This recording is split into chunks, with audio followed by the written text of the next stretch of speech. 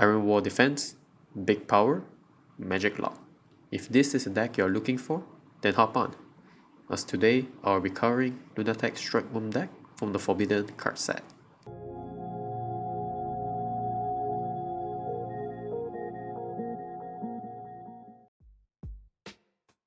Lunatech Strikewurm is a white deck that builds for the late game, focusing on building up your mana as much as possible and start setting up the board with big minions when you're at your comfortable mana range. At the early to the mid game stage, you will be focusing on defending yourself with magic and blockers. Once you reach the late game, you focus on buffing up your minion power for Iron Wall defense, locking out the opponent magic and attack at a steady pace. You should only attack when you know the outcome of the battle will not set you back and break apart your defense. Overall, it's a deck that requires some patience and trial and error, but a fun deck to play some tower defense game once you get the hang of it. For this deck, I'll be running Force of Ascension, Pegasus, and Force of Rebirth, Phoenix. Pegasus allows us to ramp our mana by up to 2 once you start your turn with 4 or more mana, and an additional movement plays a part in setting up our defensive field. Phoenix combined with Pegasus provides us with a high mana count spike for us to effectively use our magic more than once during our opponent turn. Now, on to the deck build. We will run 3 Moonlight Barone, 1 Yuki Momose, 1 Hawkbreaker, and 2 Mega Bison as our base minions. Moonlight Barone is our key card of the deck.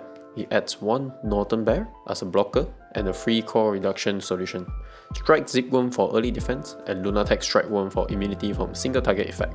Both Zipworm and Strikewurm come with an ability that allows them to enter the active state whenever an opponent minion attack, which basically makes them a one-man blocker. Momose Yuki is a situational card that changes 1 non-minion neutral mana into a core, which helps setting up your Yggdrasil and Grand Warden. The research effect is very strong if only you deploy him once you have a very strong minion on the field that can stay for a few turns. Hawkbreaker comes with a good boot stat and a neat base effect that refreshes itself into an active state by the end of your turn, which helps to prep for defensive magic if you don't have Phoenix as your force. Mega Bison to prevent your minion from being destroyed or put into rest state. More importantly, boosts really well with Zipworm and Strikewurm by providing some prevention effect. The boost power can be an issue, but we already have a solution in our field minion section. For field minions, we'll be running 3 Polling for starting turn draw and 3 Igua Buggy for white mana fix and buffing up your minions by 100 BP during the opponent turn. 3 Wanderer Lolo to search out Moonlight Barone and single target immunity. 3 Kignaswan Mark II to provide a core as our mana and buff 200 BP to one of our minions by moving it to the base, rinse and repeat every turn with the help of Pegasus as our force. Next, 2 Doflin for a force recovery and block effect during the opponent turn against cost 2 or lower minion. 3 Audrey, the Mag Pathfinder for her chain effect and a research area of effect buff to other white minions on the field. Lastly, we'll be running 3 Iron Knight Yggdrasil for an area of effect 300 BP or lower field bounce and destruction immunity for all BS class minion during the opponent turn when boosted by a core. 2 Winged Deity Grand Warden for locking out the opponent magic card when boosted by a core. It helps as it can break a part of the opponent deck that based on magic cards and seal off any potential removal as well.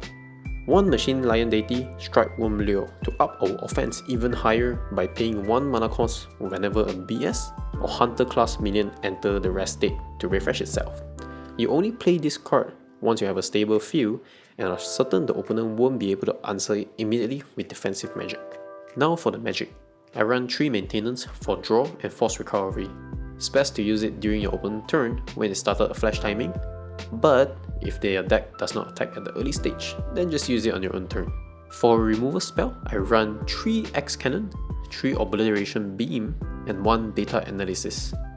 X Cannon can be used to remove any target, so if you got Rush with cost 4 or lower minion, once you have 6 mana, feel free to use it to lessen the pressure.